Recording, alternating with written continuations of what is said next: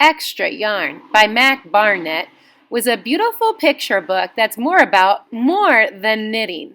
In the story, you'll also encounter a magical yarn box, a determined young girl, and an ill-tempered teacher, and even a greedy archduke. The message of generosity and the power of color are woven throughout the gorgeous, textured illustrations in Extra Yarn. Let's go ahead and make sure to put our name onto our paper before we begin sponge printing. Grab your sponge, dip it in a color of paint, doesn't matter what color you use, just stay with the same color of paint and cover your page. While that's drying in the drying rack, let's get started on drawing facial portraits. So follow the drawing guide as you begin on a half sheet of paper. You're going to begin drawing light to make your oval. After you've started drawing your oval, please draw a very light line halfway through the page that you can start adding on almond-shaped or lemon shapes for your eyes. Notice how they're trying to be equally spaced. They're trying to fit, so one eye's about the same size as well as the space between them is about the same space. And then I'm just going to go ahead and add on a little bit of value and some shade to create my eyes right on that very light pencil line. I know it's going to look like my forehead's too big, but be patient because it'll all make sense in just a moment. Now that I've got my eyes created, I'm moving into my eyebrows and drawing lightly from my nose. I know that noses can be challenging. Just do your best. You can even use the nose that's on the drawing guide of just a simple, very light line. And then obviously I want to move into making my mouth. Notice that the top lip is a little skinnier or thinner than the bottom lip. If you touch both lips, you can feel the difference. The upper lip is usually skinnier than the lower lip. All right, go ahead and start adding in a few values or things to help make your face look more 3D.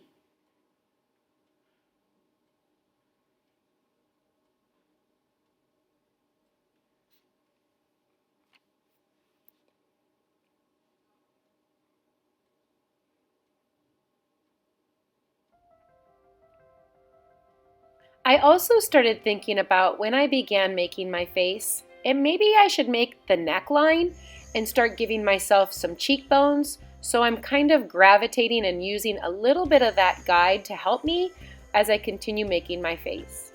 Now, when you move into the hair, start thinking about the overall shape of the hair. Please do not take your pencil and shade, or color in with your pencil, but instead look for the overall shape. Where does your part begin? Or what shape can you see when you think about making hair? If you look at the bottom examples of your drawing guide, you might be able to see how you can use some of that shape of your hair to guide your drawing. Once you've drawn items that you want to make your portrait, let's go ahead and outline with Sharpie.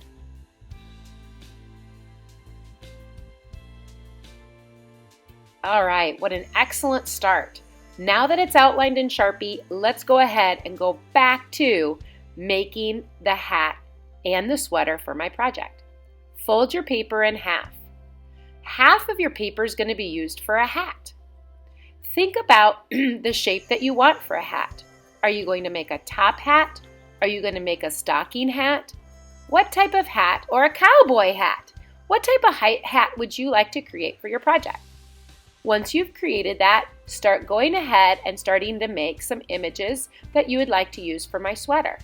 Notice I'm not cutting a lot off for the sweater. I just created a curved line for the neck and 2 curved lines for the shoulder. I'm also going to grab some oil pastels and give my portrait a little bit of color.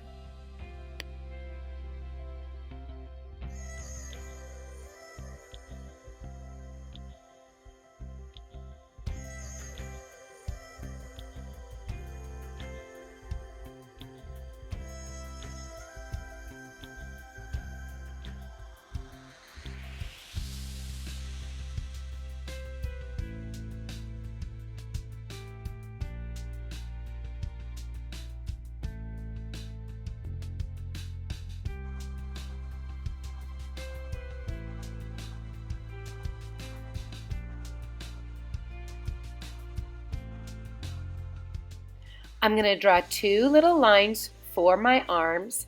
I like to outline my project too, just to make it look a little bit more dimensional. And when I place my glue onto my project, remember, dot dot is a lot. You don't need a ton of glue. It should not be oozing. And when you do put your glue down, just make sure that you get the corners. Feel free to add anything else onto your project that you would like to create your assignment. I thought it'd be kind of fun to take a little bit of construction paper and add on a really fun scarf as well.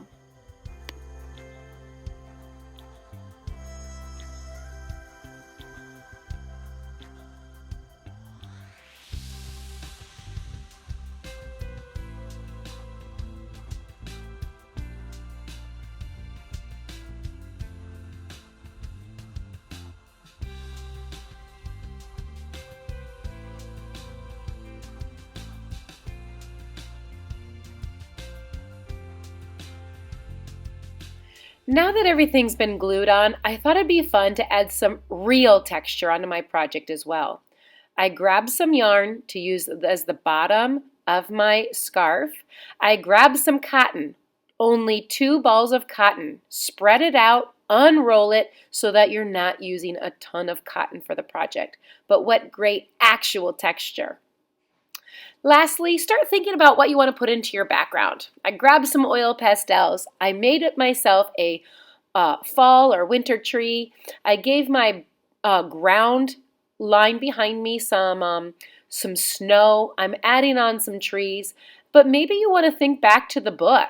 You know, as I was thinking about northern lights and a winter scene, I also was really inspired by the book where it had some houses and some animals that had some yarn pieces in it. So feel free to add any inspiration from the book Extra Yarn into your background. I hope you had fun. Thanks for watching, everyone.